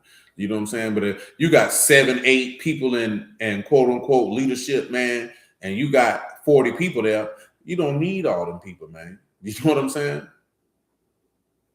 That's unnecessary. You know what I'm saying? But when you go to talk about 100, 200, 300, 400, especially, you know, the bigger the congregation is, it's highly unlikely for any preacher to be able to know all these people. So I think when you look at the first century congregations, I don't think most of them were that big, like what you see now. I don't think most of them were that big. But also, I don't think it was also an aspect like how people I want to know my pastor and this, that, there, and the third, simply because these people lived amongst the people they were serving. Now, see, we don't have that type of society per se, because people may travel to a particular location of where the sanctuary is, but everybody don't live there. You know what I'm saying? So like when you go in a lot of neighborhoods where our people dwell at, and you see certain churches that have been there for a long time, because in the time gone by, all the people who attended that particular church, they all live there. You know what I'm saying? Like now, okay, let's say, okay, the church on the south side, the building's on the south side, but people live out west, people live on the north, people live out east, some people live on the south, some people live on the beach. You know what I'm saying? And you're all traveling to this particular location. You know what I'm saying? So it's different. But when you look at what you had going on then, well, everybody lived by each other. You know what I'm saying? So the people you serving, you saw them when service wasn't involved. And that's what people sit back and look at it. Well, I don't know him, how he can't serve me properly. Baby, he ain't gonna serve you the way the word intended because you don't live by him. You live 45 minutes away from him. You know what I'm saying? When these people had that, they didn't have those issues because everybody lived by each other. Did I read what I want to hear? I have not. Verse 18 of 1 Chronicles 29. O Yahuah Elohim of Abraham, Isaac, and of Yasharal, our fathers, keep this forever in the imagination of the thoughts of the heart of your people, and prepare their heart unto you. And give unto Solomon my son a perfect heart to keep your instructions, your testimonies, and your statutes, to do all these things, and to build the palace for which I've made provision. And David said to all the congregation, now Baruch Yahuah your Elohim, and the congregation Baruch Yahuah Elohim of their fathers, and bow down their heads and worship Yahuah and the king. You know what I'm saying? Now, I'm only mentioning this to you, especially I went in this direction one because people who don't believe that Yahushua is the Messiah will come up all this stuff and tell you, oh, y'all worship him, you an idolater. And Madal asked them the same question. Well, was the people in the Old Testament idolaters when they worshiped David? And the people didn't answer him. You know what I'm saying? They wanted to come with ad hominems and disrespect instead of dealing with the fact that you are a hypocrite, you have been exposed, you don't know what that means, and to worship Yahushua would be no different than when they worship David or anybody else. But that was common practice to worship the king. Nigga tell you something different, that nigga lying. They lying. Like it ain't no way around that. So 1 John 5 and 17, which is why you see where when it's stated in Isaiah that every knee gonna bow and every tongue gonna confess, you can make it verse 16. And then Paul backed that up in Philippians. You say micromanaging initially is a part of the training process, so they do what you need and represent you as a father to a son, but the least, but I agree. In the beginning, I don't see the point of micromanaging a nigga anyway, because at least me personally, if you got a group of men with you, depending on how long they've been there, I would hope that you would know their skill set by that time. I would hope you would be able to observe what you can see, what they do well and what they may not do well. And if you know what it is that they do well, and then you say, hey, I need you to do X, Y, Z, I don't see the point of holding their hand after that. You know what I'm saying? That's just me personally. At that point, I would take it that clearly you ain't been paying attention to these people to know what they do well and what they don't do well, and you really just want control. Now, I do believe that whether Hebrew or Christian, I do believe a lot of these dudes just want control. You know what I'm saying? They really just want to dictate everything versus, hey, you got a job in the body. He's got a job in the body. He's got a job in the body. Or like how Peter said it, find faithful men of good report and set them over this work and let them do it. You know what I'm saying? If there's issues, let me know. We can get it ironed out. But at the end of the day, let that man do what you appointed him to do. I never understood the aspect of giving somebody something to do. Oh, no, for sure. I hear what you're saying. I know what you're talking about. I never understood the aspect of giving somebody something to do and then not believing they could do it. If you didn't believe they could do it, then I agree wholeheartedly with what Rohan said, then walk with them until you see they have the ability to do it. And then, hey, man, we taking the training wheels off, go ride the bicycle. You got it. You got it. Handle that. You know what I'm saying? Like, shoot, man. Ain't nobody got time for that. Because, you know what I'm saying? You got other things to focus on. Let me read what Peter said with that. And maybe it's just different with me because I just look at things way more different than this is Act 601 than some of these dudes be doing, man. You know what I'm saying? I ain't on that jump. You know what I'm talking about? I told you when we talked with a panel of brothers and they was like coming up with a code of conduct for court, and we got, man, I'm not doing all that, bro. I'm not getting involved in people's dating lives, man. I'm not doing it. You know what I'm saying? I can give you some counsel, but the aspect of, no, you can't talk to this person and you can't do this. And no, I'm not doing all that, bro. That's what you got parents for. And then most of that, you niggas grown. You know what I'm talking about? Like I said, that's what you do if you have for the children, but then the children should have parents So they daddy should be there to do that. Like I don't understand the aspect of taking the role away from their father. They have a father for that. Why do I need to be involved with his daughter in her dating / courting choices? That's what her parents are for.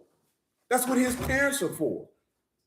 If they want my opinion on something, they can come ask me for it. I don't even see the point of imposing my opinion on them about that unless I believe in something, unless I'm privy to some information like, hey, no, you might want to steer clear of these people, and this is why.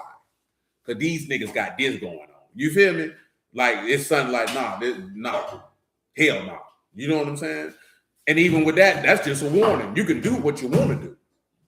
But when you talking about grown people, bro, you 25, 30, 40, bro, I'm not getting involved with who you talking to. Because you know what your God requires of you. That's up to you to hold to that, man. I'm not getting involved with that, bro. You know what I'm saying? I don't want to be involved in the minute details of nobody's marriage unless they ask me for my services.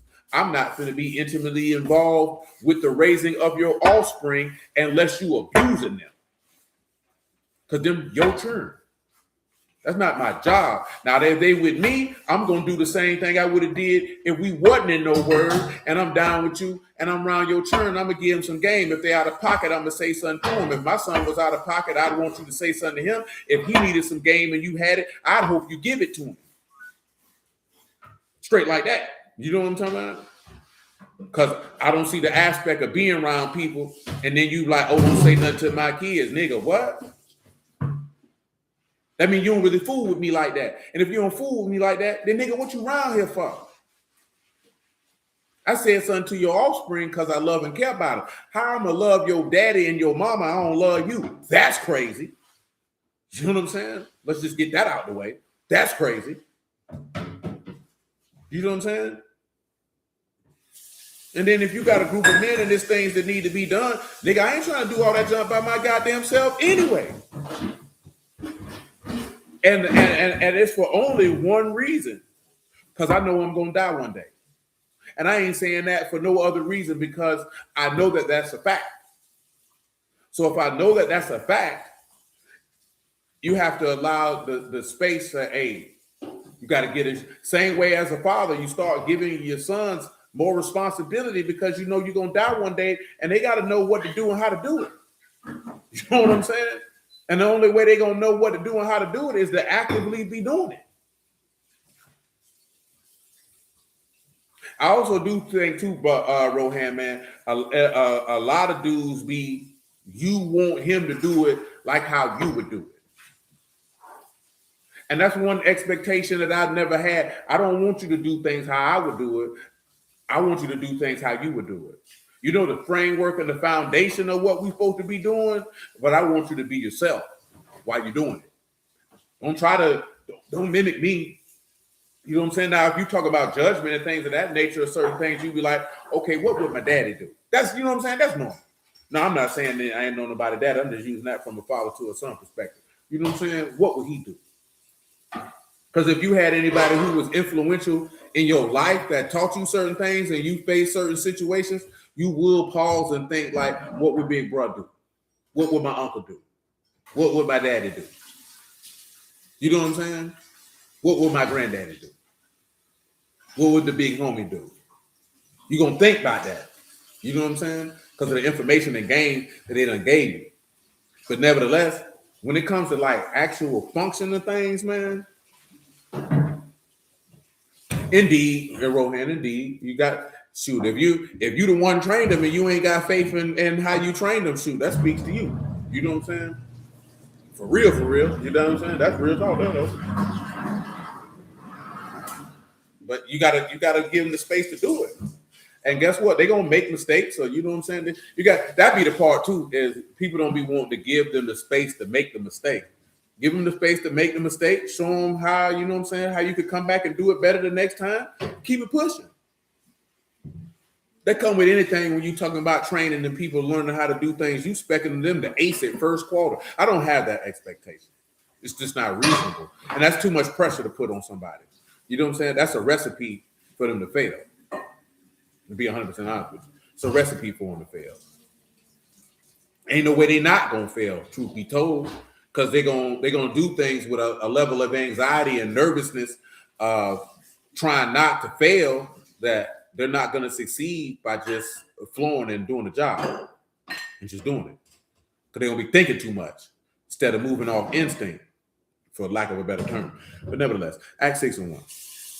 And in those days, when the number of the disciples was multiplied, there arose a murmuring of the Grecians against the Iberine, because their widows were neglected in the daily service. Then the 12 called the multitude of the disciples and said, is it not reason that we should leave the word of Elohim and serve tables? Wherefore, brethren, look you out among you 7 men of honest report, full of the Ruach HaKadosh and wisdom, whom we may appoint over this business. But we give ourselves continually to prayer and to the ministry of the word. Now, notice of what he said, man. Find the men who have good report, full of the spirit, got wisdom, and appoint them over that. But this is the part that I want you to look at what they did. They called some disciples unto them and said, you go find them men over that and bring them to us, and then we'll appoint them over that. They didn't even participate in finding the men who did it, because their Taladim, or the men that they taught, they trusted them enough to be able to identify men of this caliber to bring who they could appoint to do that. You know what I'm saying? They say, because this is what we're doing. We can't leave off from prayer and serving the word to go do this over here. And say again, we talked about this in the past, when people hear that, they would be offended. What you mean they gonna, because you think this man's supposed to try to do everything. No, man, this is what I'm supposed to be doing. I don't have time to leave off from what I'm doing to go do that. I don't have time for that. We need to go get somebody they can do that, because I'm not doing that. And I'm telling you, people hear that, they'll be highly offended. Highly offended. You know what I'm saying? But 1 John 5:16. If any man see his brother sin a sin which is not unto death, he shall ask, and he shall give him his life. For them that sin not unto death, there is a sin not unto death. I do not say that you shall pray for it. Shalom, brother Margaret, man. All unrighteousness is sin, and there is a sin not unto death. We know that whosoever is born of Elohim sin not. But he that is begotten of Elohim keep himself, and that wicked one touch him not. We know that we are of Elohim, and the whole world lie in wickedness. And we know the Son of Elohim is come and have given us an understanding that we may know him that is true, and that we are in him that is true. In his Son, Yahushua HaMashiach, this is the true Elohim and eternal life. Little children, keep yourselves from idols. Amen. Now, we're going to come back and we're going to deal with that more intensely and in-depthly of what we got in Esther 2. Part of this is also dealing with how the kingdom shall be Yahuah's, because we done kind of maxed out. I ain't really want to rehash stuff in Obadiah we done dealt with in the past, but I'm probably just going to have to do it on general principles. But, you know, hallelujah for Yahushua in the word. I appreciate y'all. Bless out the house of Elohim in the name of Yahushua. I love y'all. Prayerfully, y'all understood that. His fourth is being that virgin that has not touched idols. Because I wanted to deal with the aspect of worshiping Yahuah first. So then when you see that aspect of bowing down to an idol, and then it also brings into view that worshiping the beast in his image and what you actually doing. Because you giving reference to him. This is why, hold on. This is why when the Lord told the devil, when he said, hey, and the devil said, taking him up to a high mountain, this is Luke 4:5, showed unto him all the kingdoms of the world in a moment of time. And the devil said unto him, all this power will I give you in the esteem of them, for it is delivered unto me, and to whomsoever I will give it. If you will therefore worship me, all shall be yours. Yahushua answered and said unto him, get you behind me, Hashatan, for it is written, you shall worship Yahuah your Elohim, and only him shall you serve. So you see this instance, you know, Satan wanted him to bow down and give him reverence. He was like, nah, nigga, you on your own, cuz. You on your own. You on your own. Shalom, Sister Dina. Amen. You know, you on your own, cuz. But yeah, I just want you to see what that looks like. So when he's saying I'm espousing you as a chaste virgin, the abstaining and fleeing from idols, so that we would be able to worship him in Ruach and in truth. You know what I mean? And then, of course, the bringing in seeking out the chaste virgins for the king. You know what I mean? So yeah, I appreciate y'all. I bless y'all the house Elohim in the name of Yahuah. Remember, man, y'all willing, man. Oh yeah. For the first 3-4 days, how many days was for unleavened bread, man, we gonna be in an actual sanctuary. So that means that it's certain things that cannot be done under any circumstance. I didn't even see she wrote on the back of that. And we'll deal with that as the time draws near. You know what I'm saying? Because y'all willing, we probably be in there more often than not. So just be advised. I give y'all the details, y'all willing, when I see y'all in the flesh. So y'all willing, to the next time. Amen, Brother Marcus. Love you too, but be safe out here, my G. All right, y'all.